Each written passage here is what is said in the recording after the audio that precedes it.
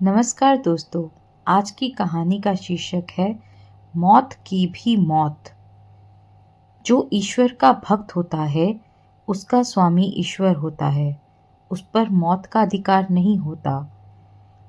अनधिकार चेष्टा करने से मौत की भी मौत हो जाती है। गोदावरी के तट पर श्वेत नामक एक ब्राह्मण रहते थे। उनका सब समय निरंतर शाम सदाशिव की पूजा में व्यतीत होता था। वे अतिथियों को शिव समझकर उनका भली भांति आदर सत्कार किया करते थे। उनका शेष समय भगवान के ध्यान में बीतता था। उनकी आयु पूरी हो चुकी थी, किंतु उन्हें इस बात का ज्ञान ना था। उन्हें ना रोग था ना शौक, इसलिए आयु पूरी हो चुकी है इसका आभास नहीं हुआ। उनका सारा ध्यान शिव में केंद्रित था। यमदूत समय से उन्हें लेने आए, परंतु वे उनके घर में प्रवेश नहीं कर पाते थे। चित्रगुप्त ने मृत्यु से पूछा, मृत्युदेव, श्वेत अब तक यहाँ क्यों नहीं आया? तुम्हारे दूत भी नहीं आए? यह सुनकर मृत्यु को श्वेत पर बहुत क्रोध आया। वे स्वयं उन्हें लेने दौड़े। गृह के द्वार पर यमदूत भय से कांपते दिखाई पड़े। उन्होंने मृत्यु से कहा, नाथ, हम क्या करें? श्वेत तो शिव के द्वारा सुरक्षित है।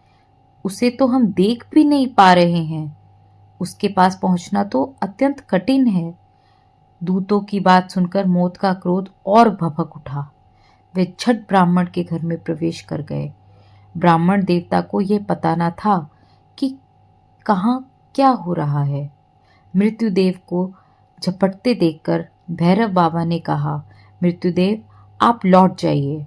किंतु मृत्युदेव ने उनकी बात को अनसुनी कर श्वेत पर फंदा डाल दिया। भक्त पर मृत्यु का यह आक्रमण भैरव बाबा को सहन न हुआ।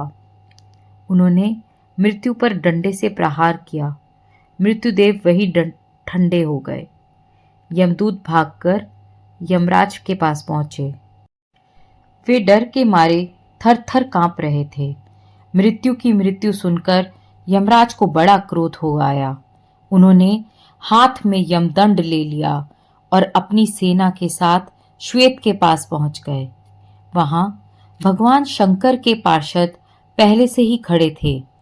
सेनापति कार्तिकेय के शक्ति अस्त्र से सेना सहित यमराज की भी मृत्यु हो गई।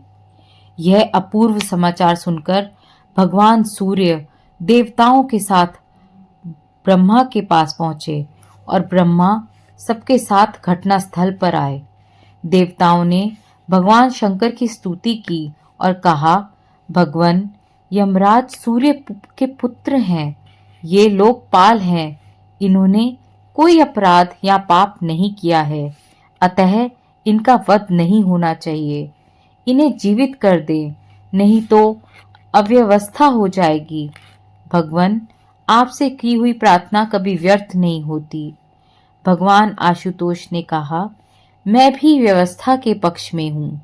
वेद की एक व्यवस्था है कि जो मेरे अथवा भगवान विष्णु के भक्त हैं, उनके स्वामी स्वयं हम लोग होते हैं।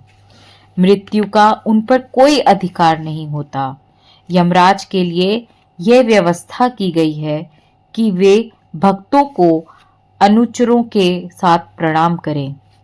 इसके बाद भगवान आशुतोष ने नंदी के द्वारा गौतमी गंगा यानी कि गोदावरी का जल मरे हुए लोगों पर छिड़कवाया। तत्क्षण सब के सब स्वस्थ होकर उठ खड़े हुए। धन्यवाद।